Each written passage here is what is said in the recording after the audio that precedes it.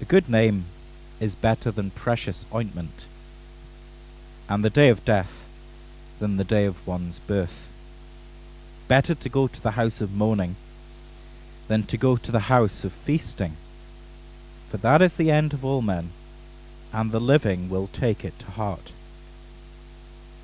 Sorrow is better than laughter, for by a sad countenance the heart is made better. The heart of the wise is in the house of mourning, the heart of fools is in the house of mirth.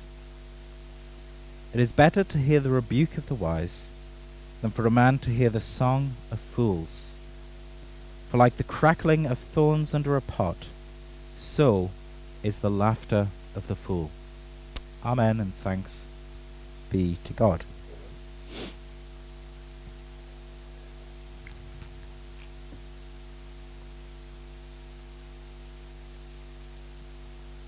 So I've been told that I tend to be a bit serious.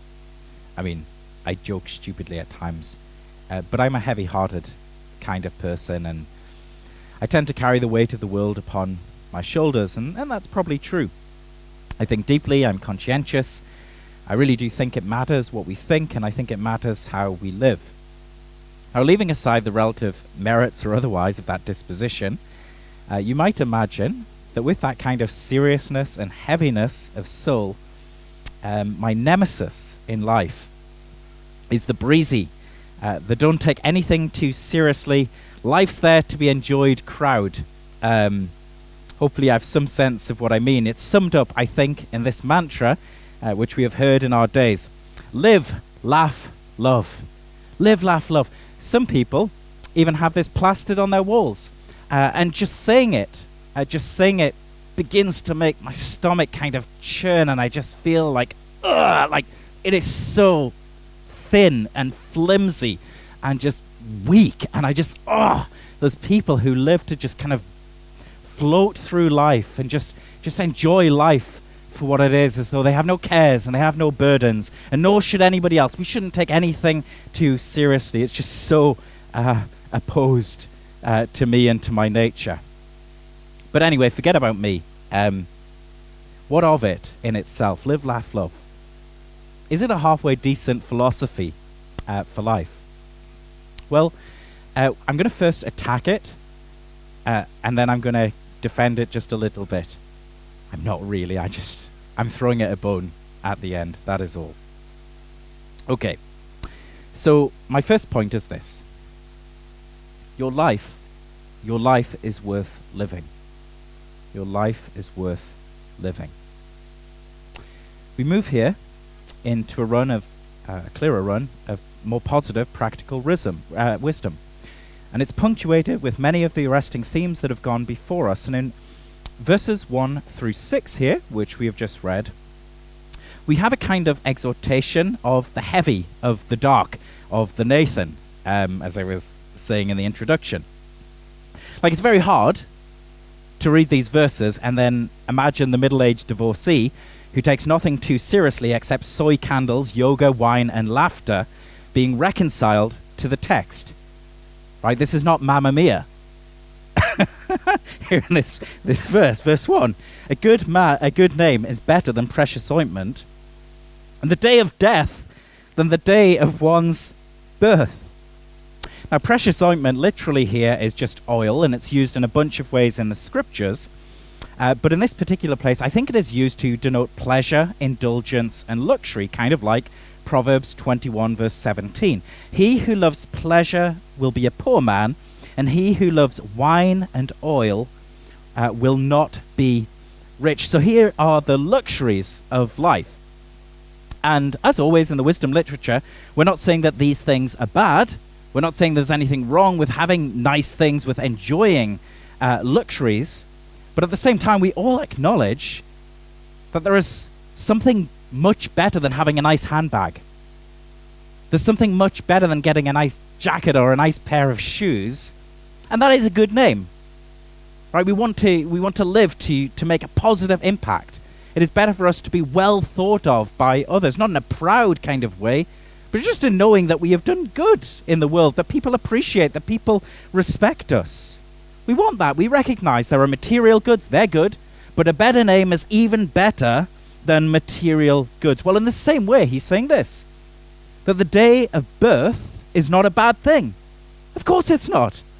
I'm about to be there again. We're about to have our 5th child. I love the day that a baby is born. You meet the new child with its super soft skin and its milky breath, and you look it in the face and you hold it close. It's amazing.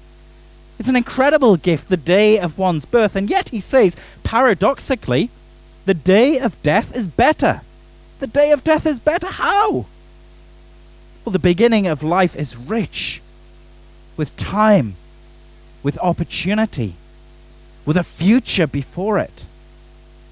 But death gives us something better. Death gives perspective on what matters. Death reveals the sacred weight of life that passes us by, so many of us aside from it. Why are deathbed confessions a thing? What is it about the final moments when nothing else did it throughout the life, but the final moments that evoke a moral and spiritual examination of one's life, and often with deep regret? How many times have you heard of the hardened, cold, unkind father or grandfather, and we say, but they softened in their later years. They softened as they got closer to death. What is it that softens them on that final stretch of life, the twilight of their life? And we know people who have come face to face with death and escaped by the skin of their teeth. And are they the same people as before they got to that place? They're not. Our brother Daniel talks about it often. He had this accident. It almost took his life. And because of that, his entire psychology, his entire pattern of living has been changed and been elevated to a higher plane. Death, in many ways, has saved his life. It changes us. And why? Because however much you undervalue, misuse, or you neglect a thing, a person, there's nothing like it being taken away to make you wish that you'd done everything differently. We're about to lose everything suddenly we appreciate. We're about to lose a relationship, a person in our life. We wish we'd done things differently. How much more so with life itself? I can guarantee, if you knew it was your last day and you belonged to God, it would be your most holy day. It would be a day spent in prayer, expressing and showing love as much as you can. The scriptures before you, confessing your sin, praising Christ. Why? Because it's when life is slipping away that you want to hold on to it for all it's worth, that you discern its worth. The day of your birth was an awesome day. Thank God for the days that you've lived since. But just now I want you to take yourself to the last day. I want you to imagine yourself now, the last day of your life. Maybe you're in a hospital bed. Maybe you're in a care home. Maybe you're in the house, your family around you. Your body's weak. Your consciousness is fading. The light is growing dimmer. The opportunities for good, for worship, for your loved ones are drifting further and further away from you. They're escaping you. And it's just there that you feel the worth of life. You discern what really matters in your life. Maybe you express it in different ways to each other. But you definitely know this, that your life is more than triviality and feasting and mirth and gold and silver. It's more than just getting through the day. It's more than just surviving. And it is certainly more than live, laugh, and love, which is too thin to bear the weight of your life's worth. Many of you know that my uncle died when he was young. He's just in his early 40s. He died of a brain aneurysm. My grandma died young, about 60, of the same thing. And this has just kind of hung over me, and especially since I got this eye condition out of nowhere where I got double vision, which could have been like indicative of something pressing on my brain, and so I had to go for various scans and whatnot, and I didn't have an aneurysm, and praise God for that. But I can tell you this, that every time I feel like a flutter of the heart, I feel myself kind of being breathless, I honestly think to myself, this is the moment. God is about to take my life. And every time that happens, the first thing I do is I bow my head and I'm praying, God, please take care of my family. Please take care of my children. Please forgive the life that I've lived. Please receive me in your mercy. Please receive me. Receive me. A good name is better than precious ointment, the day of death than the day of one's birth. Why? Because death teaches us the value of life. Well, secondly then, welcome the house of mourning. Seems a bit daft to place value on the day of death if we can only benefit from it once we're there. Like the deathbed confession, the near-death experience, I suppose that's before the day. But it's for this reason that we should be thankful and be glad for the reminders that come to us before the day, in order that death might be our guide to living. And so he says in verse 2, it is better to go to the house of mourning than to go to the house of feasting. For that is the end of all men, and the living will take it to heart. Well, like, what are you talking about?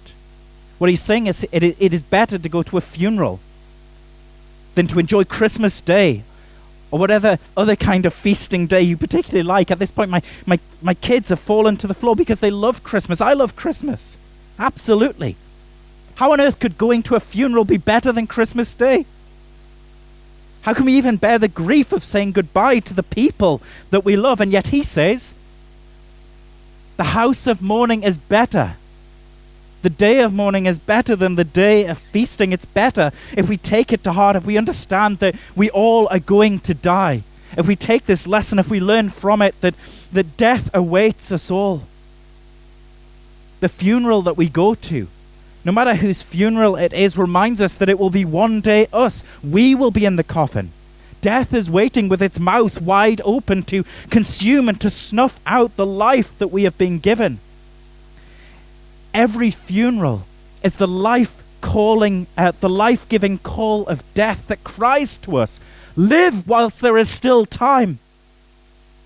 And not to trivialize loss, not to trivialize a funeral that almost destroys us because it's somebody who really matters, but a funeral is the opportunity to honor the dead, to honor them by living as best we can whilst we are still in possession of the gift of life. It is better to go to the house of mourning, better to be at the funeral, than to go to the house of feasting if we would take it to heart, if we would know that we too are going to die and we would live in light of that mortality. Now, more generally then, in verse 3, sorrow is better than laughter, and for by a sad countenance the heart is made better. So he's broadening it now. The deep sorrows of life are better than laughter. By a sad countenance. Those times when you are broken open, crushed, wounded in grief of soul, the heart is made better. How is it that the apparent enemies of joy can in fact lead to healing, lead to a greater, lasting, more satisfying joy? Because it is there, as with death, that we begin to ask the philosophical questions. What is my life for? What is the point of my existence? What really matters? How should I spend my strength? How should I spend my time? What should I be doing with this life that has been afforded to me? And is this what I want my life to be? Sorrows are like a crossroads with two signs. One says to death and more of the same, and the other one says to God. That's what sorrows will do for us. Sorrow is better than laughter. By the thing that turns the face upside down and contorts it, the heart is in fact made better. And then there are the painful and humiliating times in verse 5 It is better to hear the rebuke of the wise than for a man to hear the song of fools. Again, we think, is he crazy? The hardest thing in the world is correction. Not just because it's uncomfortable and awkward, but because we are brought face to face with what we're not. The illusion we have of ourselves is burst. We see what is condemnable and contemptible within us. And yet he says it is better than the song of fools. It's better than going out to a nice concert. It's better than a great night out. It's better than going to the football. It's better than the amazing atmosphere that we feel there. And once again, we're not saying there is anything absolutely wrong with any of those things. But it is way better to be rebuked by the wise than to enjoy those pleasures, to enjoy those festivities. He says, the song of the fools, the laughter of the fool, if we have not first received rebuke, is like the crackling of thorns under a pot. You imagine you're trying to heat up your soup and you take some brambles and you throw them there and you light them, and in a moment they alight, but they like spit flames everywhere, then they're burned out and the soup is cold. It is profitable and useless to us. But rebuke is very useful to us, even if it hurts. Why? Because we are brought face to face with what we're not.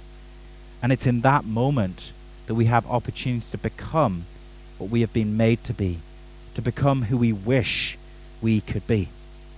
Now, the weird thing is, of course, is that we all will admit we're sinners, and yet still we run from rebuke like the plague, pretending that we can self-govern, self-manage ourselves to perfection. And I do get it. Funerals, sorrows, rebukes, the worst parts of life. They don't taste good, and we would never choose them. And as a result, we are masters of distraction, masters of pleasure, masters of trivializing life, masters of avoiding at all costs the weight of existence. But hear the wisdom of the Lord in verse 4. It is better. The heart of the wise is in the house of mourning, but it is the heart of the fool that chooses to stay in the house of mirth. It is foolish to live, laugh, love life away, as though nothing is wrong, as though we're not wrong. And even if we were wrong, and even if stuff was wrong, it'd be better to just chill out and enjoy life rather than stepping into the chaos and asking, what is God saying? The wise go first and often to the house of mourning, to contemplate the end, to ask what it's for, what life is for, to evaluate how they've been living. We wouldn't want these things. We wouldn't choose these things. We don't desire these things. But wisdom says this: welcome the house of mourning. Welcome the next death. Welcome the next hardship. Welcome the next suffering. Welcome the next sorrow. Welcome the next humiliation. Because it is there. It is there that you can learn what really matters. It is there that you can learn what real living is. And so it is better. It is better to go to the house of mourning than to go to the house of feasting. And so then finally,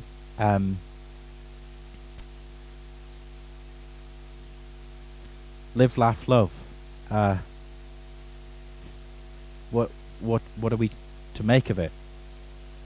Do the depressives and the morose win out? Was I right all along to be heavy in heart? And has the mantra nothing to say to us? Well, on the contrary, I think there is something here to work with. So as I've mentioned throughout, feasting, mirth, pleasure, enjoyment, the enjoyment of variegated goods, are commended by the teacher. So remember chapter 5 and verse 18. And there are many instances of it, but chapter 5 and verse 18. Here is what I have seen. It is good and fitting for one to eat and drink, and to enjoy the good of all his labor in which he toils under the sun all the days of his life, which God gives him, for it is his heritage. As for every man to whom God has given riches and wealth, and so a man who is able to enjoy even more of the finer, even more of the good things of life, and has been given power from God to enjoy, power from God to eat of it, and to receive his heritage, and to rejoice in his labor, this is the gift of God. For he will not dwell unduly on the days of his life, because God keeps him busy with the joy of his heart. And so the idea of kind of going out and at times enjoying good people and good food and good drink and good experiences, these are commended by the preacher, properly understood. We're not to be those who seek out misery, nor are we to see life as only suffering, life as defeat, life as death, which I admittedly tend towards. So what are we saying? We're saying this: welcome the house of mourning, that we might enjoy the house of mirth. Allow sorrows to seize and challenge our values and priorities when they come. Don't flee rebuke that exposes when it's offered.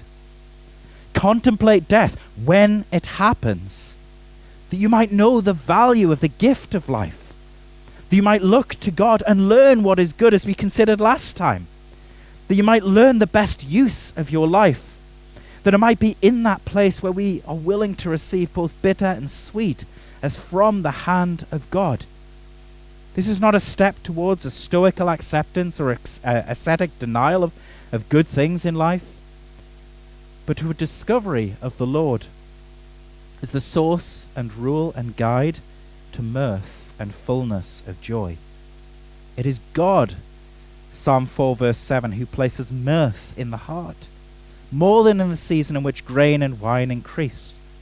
It is God, Psalm 16:11, who shows us the paths of life, in whose presence is the fullness of joy, and at whose right hand are pleasures forevermore. We don't go to the house of mourning that we might stay there. We go first, and we go often as we must, that we might move to the house of abundant and lasting mirth. We go first to listen, to learn, to evaluate, to be lifted and reorientated to the mountain of God, not to be rocked by changes in fortune, but resting in God himself. That, as he says in verse 14, in the day of prosperity we could be joyful, but in the day of adversity we'll consider that God has appointed the one as well as the other.